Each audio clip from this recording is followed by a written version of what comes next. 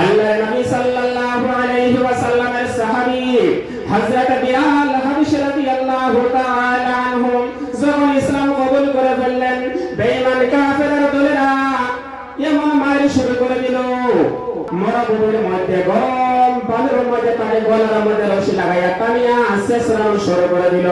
হযরত বিলাল হাবশী রাদিয়াল্লাহু তাআলা আনহু একটাই জিকির করতেছেন, আহাদ আহাদ আহাদ, এক আল্লাহর জিকির করতেছেন।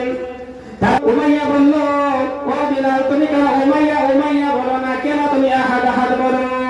হযরত বিলাল হাবশী রাদিয়াল্লাহু তাআলা আনহু বলতেছেন, ও উমাইয়া তুমি সারা দিন আমাকে যত কষ্ট দাও, যত মায়ের তুমি আমাকে দাও, পানির পিপাসায় পিপাসিত হয়ে যায়, ক্লান্ত হয়ে যায়, যখন আমি আমার মাওলাকে আহাদ আহাদ আহাদ বলে ডাকি, সমস্ত পিপাসা আমার মিটে যায়, সমস্ত ক্লান্ত আমার দূর হয়ে যায়। হযরত বিলাল হাবশী রাদিয়াল্লাহু তাআলা আনহু সিনার উপরে গরম মোটা একটা পাথর বয়ে দিল, সিনার হাঁটি মরমর করে শব্দ করে। বিলাল হাবশী রাদিয়াল্লাহু তাআলা আনহু কান্দে, আল্লাহ কালিমা পড়ার কারণে এমন কষ্ট উমাইয়া আমাকে দিয়েছে, ও মাওলা, আয় আল্লাহ কোন সময় তোমার জিকির আমি বলবো না।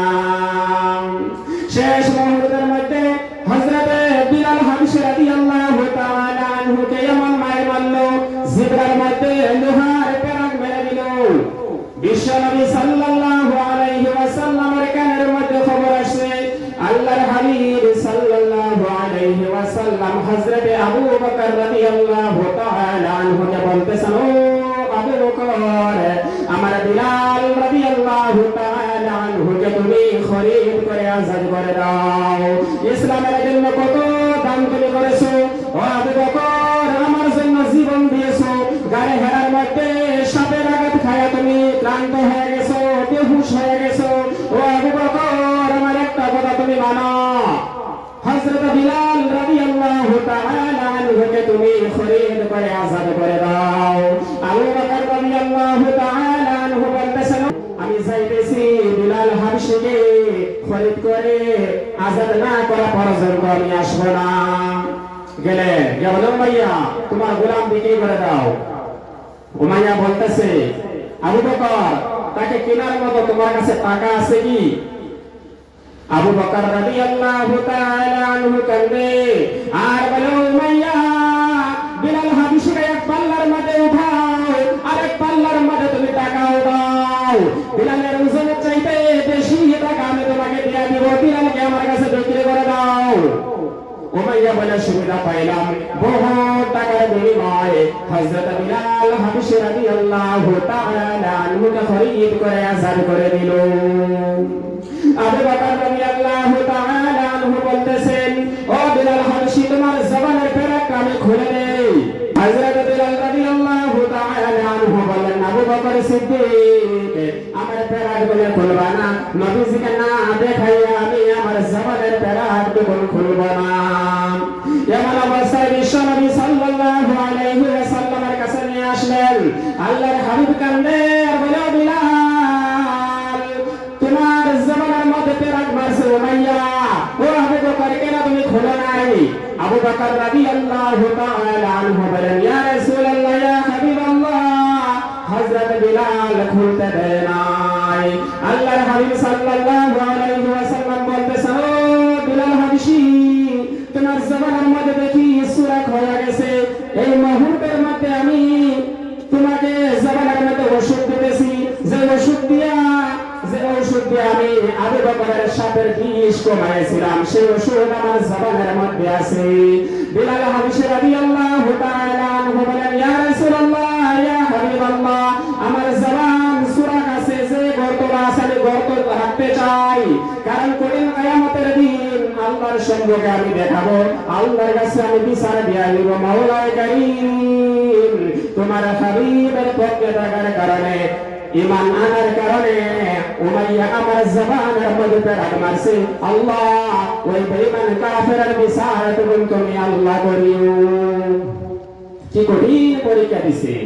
বিশ্বনবী সাল্লাল্লাহু আলাইহি ওয়াসাল্লাম যখন মিরাজের মধ্যে গেলেন, যায়া জান্নাতের মধ্যে গেলেন, তাকায়া দেখেন এত সুন্দর বিল্ডিং। আল্লাহর হাবিব বলেন, আল্লাহ পাকে জান্নাতের মধ্যে এত সুন্দর বিল্ডিং বানাইছে, না জানো ওই বিল্ডিং আমার কোন উম্মতের জন্য বানাইছে।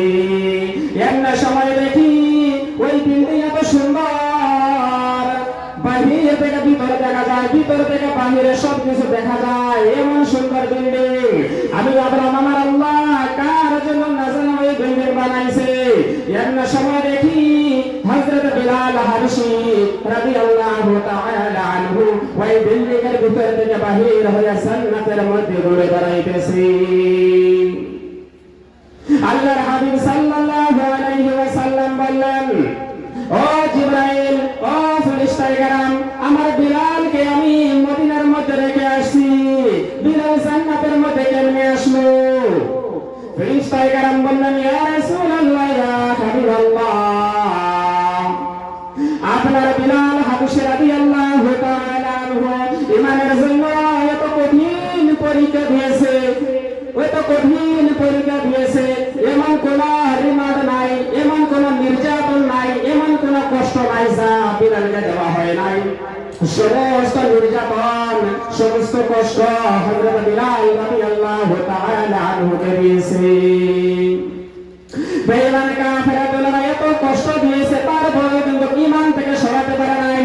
সেই জন্য আমার আল্লাহ হযরত বিলাল রাদিয়াল্লাহু তাআলা আনহুর জন্য জান্নাতের মধ্যে বিল্ডিং বানাইছে। আখিরাতের দৃশ্য তখন আপনাকে আল্লাহ পাক রব্বুল আলামিন দেখাইয়া দিয়েছেন।